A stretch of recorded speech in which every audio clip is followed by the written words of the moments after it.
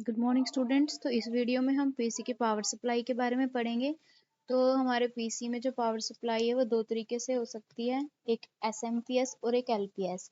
SMPS means होता है switch mode power supply और एलपीएस मीन्स होता है line power supply, linear power supply. सबसे पहले जो हमारे जो घरों में आती है एसी वोल्टेज आती है, ठीक है। पर हमारा पीसी जो है, जो कि हमारे पीसी के अंदर क्या होता है 220 एसी वोल्टेज जो हमारे घरों में आती है उसको कन्वर्ट करते हैं हम सबसे पहले डीसी में, ताकि हमारे जो डिवाइसेस हैं, पेरिफेरल डिवाइसेस हैं जैसे कि कीबोर्ड माउस, वो सही से काम कर सकते हैं, क्योंकि वो डीसी पावर सप्लाई में काम करते हैं। ठीक है, उनको कितनी ज़रूरत होती है, +-5 वोल्ट और +-12 वोल्ट। ठीक है। और जैसे हमारे पास ये मदरबोर्ड है 35 वोल्ट पावर सप्लाई लेता है, ठीक है। और ये अलग अलग जैसे floppy disk drive, hard disk drive के बारे में लिखा हुआ है। तो यहाँ पे दो तरीके की सप्लाई होती है, एक होती है लीनियर पावर सप्लाई और दूसरी होती है स्विच मोड पावर सप्लाई। सबसे ये काम क्या करते हैं, पावर सप्लाई एसी को डीसी में कन्वर्ट करने के काम आते हैं। सबसे पहले हम पढ़ेंगे लीनियर पावर सप्लाई। लीनियर सबसे पहले जैसे हम स्विच लगाते हैं तो एसी सोर्स हमारे घरों पे आता है, यहाँ पे होता है 220 वोल्ट। ठीक है, 220 वोल्ट, 220 ये एसी वोल्टेज होती है। इसको फिर हम कन्वर्ट करते हैं डीसी वोल्ट में। ठीक है। सबसे पहले क्या लगा होता है, ये जो सेट स्टेप डाउन ट्रांसफॉर्मर लगा होता है, ये इसकी वोल्टेज को क्या कर देता है, कम कर देता है। फिर उसके बाद लगा होता है रेक्टिफायर। रेक्टिफायर यहाँ पे फुल वेव और हाफ वेव रेक्टिफायर कुछ भी हो सकता है, ठीक है। हम यूज करते हैं full wave rectifier.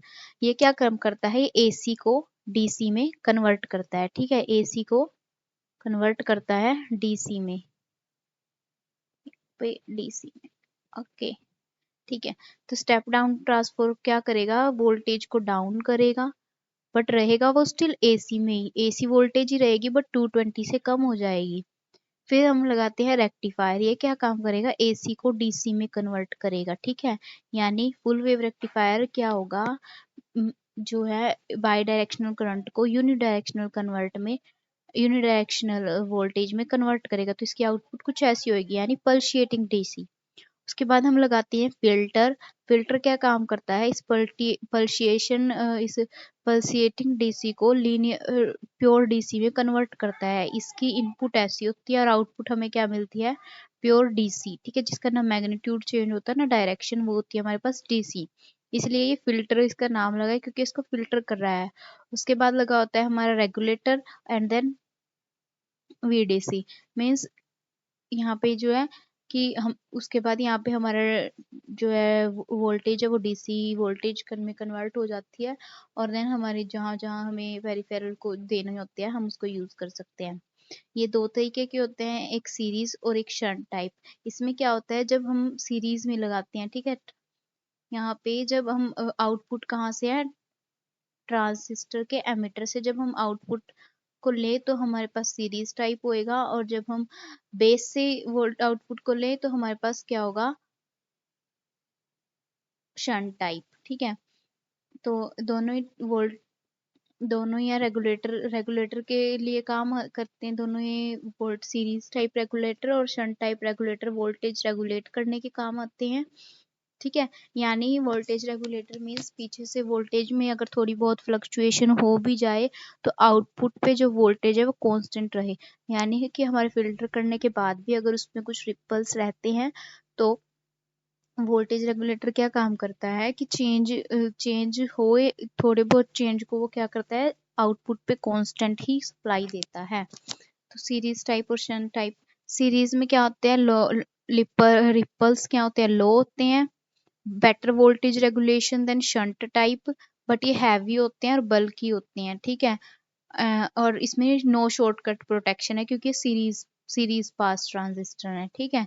Shunt type ये क्या करते हैं, रिजेक्ट कर सकते हैं शॉर्ट सर्किट को, पर इनकी भी वोल्टेज रेगुलेशन गुड होती है। बट दोनों में ही क्या डिसएडवांटेज है, दोनों ही शंट टाइप और सीरीज टाइप में डिसएडवांटेज क्या है कि आउटपुट पे जो डीसी वोल्टेज है वो कांस्टेंट रहती है, ठीक है। हम उसको एडजस्ट नहीं कर सकते, अगर एक बार हमने इसको 5 वोल्ट पे शिफ्ट कर दिया तो हम उसको बार बार एडजस्ट नहीं कर सकते। तो इन कमियों को दूर करने के लिए हमारे पास दूसरा टाइप का स्विच पावर सप्लाई आई जिसको हम बोलते हैं switch mode power supply. Switch मतलब हम इसको एडजस्ट कर सकते हैं आउटपुट पे, ठीक है, रहेगी वो डीसी सप्लाई ही, जिसका नाम होता है सीरीज मोड पावर सप्लाई। इसका अगर आप डायग्राम थोड़ी अच्छे से देख पा रहे हो, स्क्रीन पे विजिबल हो तो देखो आप, ठीक है।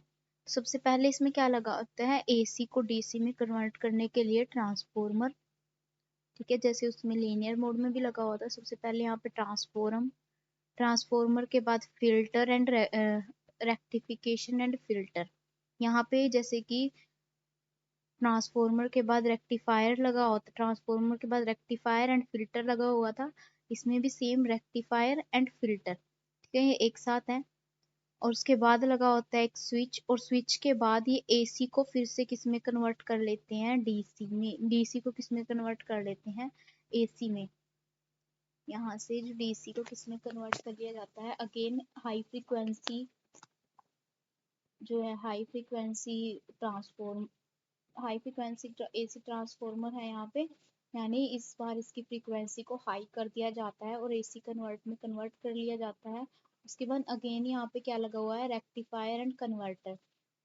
रेक्टिफायर फिर इस एसी को किस में कन्वर्ट करता है, डीसी में, और यहीं से हमारी आउटपुट आती है, ठीक है, जिसकी फ्रीक्वेंसी क्या होती है, काफी हाई होती है, पर डीसी में कन्वर्ट होने के बाद वो इंडिपेंडेंट ऑफ फ्रीक्वेंसी हो जाती है, ठीक है। इसका हम जो आउटपुट वोल्टेज है, ठीक है, इसका एक हम सैंपल भी भेजते हैं पीछे, ताकि हमें स्विच करना होता है तो हो सकती है हमारे इजीली।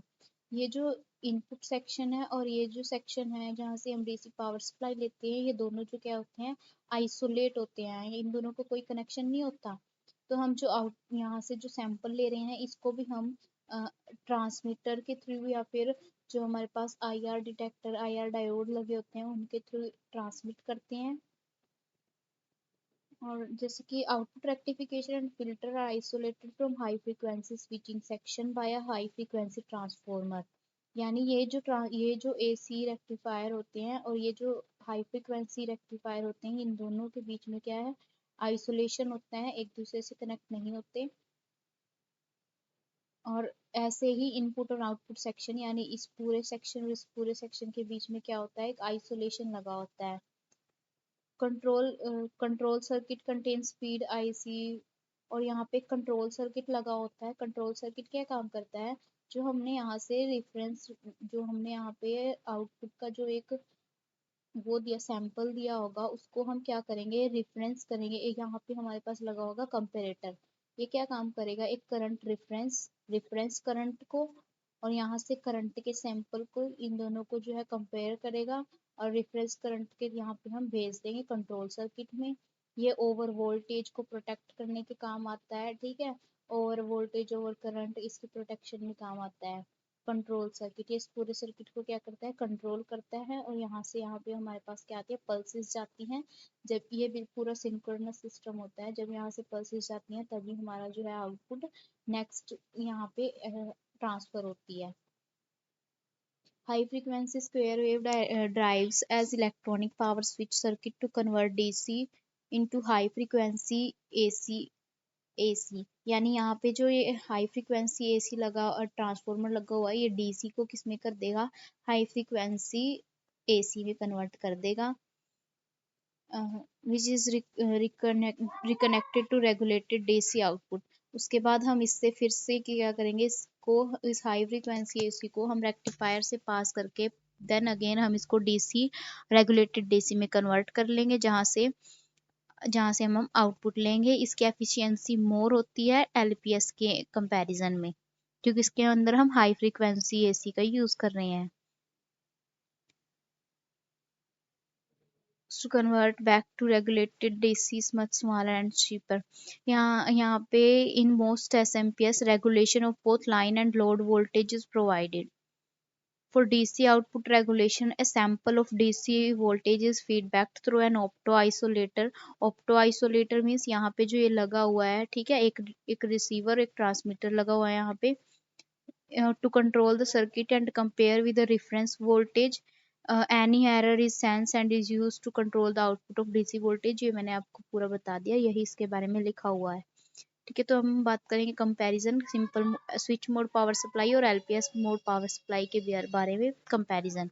तो एफिशिएंसी हमने देख ही ली कि एसएमपीएस में 75%, एसएमपीएस में जो है ज़्यादा एफिशिएंसी होती है एज कम्पेयर टू एलपीएस में, यानी इसमें पावर लॉस क्या होंगे, ज़्यादा होंगे। तो टेम्परेचर, ठीक है, इसमें 20 to 40 डिग्री, एंड यहाँ पे किसके कंट्रोल रेट कितना डिग्री कर सकता है, 50 to 100। रिपल्स, इसमें ज़्यादा हाई रिपल्स रहते हैं, बट इसमें क्या है, बहुत कम रिपल्स रहते हैं। रेगुलेशन 0.3%, ये 0.3% रेगुलेट करता है, और ये 0.1%, यानी रेगुलेशन एसएमपीएस की क्या है, ज़्यादा है। Reference interference, RF interference means यहाँ पे कुछ नॉइस का आ जाना, आरएफ यहाँ पे रेडियो फ्रिक्वेंसीज वगैरह, ठीक है। प्रॉब्लम अनलेस प्रॉपर्टी शील्ड, मतलब हमें इसको क्या प्रॉपरली शील्ड करना पड़ेगा, नहीं तो आरएफ इंटरफेरेंस यानी नॉइस क्या है, नॉइस का बहुत ज़्यादा इफेक्ट पड़ जाएगा। बट इसमें तो कोई ऐसा इशू ही नहीं है, ठीक है। तो यहाँ पे क्या है, नन। मैग्नेटिक, इसमें फेरिक कोर का मैग्नेटिक मटेरियल यूज होता है, इसमें स्टील कोर या लैमिनेटेड कोर का यूज होता है। इसका वेट 60 वेट पर केजी, इसका 20 to 20 वॉट पर केजी। कॉस्ट इसकी हाई कॉस्ट होती है, इसकी लेस कॉस्ट होती है, बट हाई वोल्टेज होती है। Reliable, depend on availability of suitable transistors, यानी ट्रांजिस्टर्स के ऊपर डिपेंड करता है इसकी रिलायबिलिटी कितनी है। और ये होता है मोर रिलायबल, क्योंकि ये काफ़ी अच्छा रिलायबल होता है, क्योंकि इस पे जो है ये बहुत जल्दी ख़राब नहीं होता, और इन्वायरमेंट कंडीशंस का भी इस पे कोई ख़ास फ़र्क नहीं पड़ता। साइज़ एसएमपीएस का स्मॉल होता है और एलपीएस का बहुत लार्ज होता है। मेन ट्रांसफार्मर इसका स्मॉल होता है, बट इसका क्या होता है, बल्कि होता है। इसकी इनपुट वोल्टेज 270 वोल्ट तक की हो सकती है, इसमें 200 to 240 वोल्ट, यानी ये पहले के ज़माने में काम करता था और ये अब के ज़माने में काम करता है। मैक्सिमम दोनों की सेम ही है। नॉइस लेवल एट आउटपुट, इसकी हाई नॉइस होती है आउटपुट पे, रिपल्स ज़्यादा होते हैं, इसके लो होते हैं। ऑपरेटिंग कॉस्ट इसकी लो होती है, इसकी ऑपरेटिंग कॉस्ट हाई होती है, ठीक है। इसमें क्या था, जो है कॉस्ट इसकी, जब हम खरीदेंगे इसको तो इसकी कम होती है, बट इसकी मेंटेनेंस कॉस्ट लो होती है, बट इसकी हाई कॉस्ट होती है जब हम इसको खरीदते हैं, बाय करते हैं। बट एलपीएस को जब हम लेते हैं, यूज़ करते हैं, तो इसकी कॉस्ट तो लो होती है, बट इसकी जब हम इसको लॉन्ग टाइम के लिए यूज़ करते हैं तो ऑपरेटिंग कॉस्ट इसकी हाई होती है, ठीक है। तो नेक्स्ट वीडियो में हम पढ़ेंगे memory and magnetic media. Memory में जो रैम होते हैं या फिर हार्ड डिस्क ड्राइव, इनके बारे में पढ़ेंगे। कि आज के लिए इतना ही। Thanks for watching.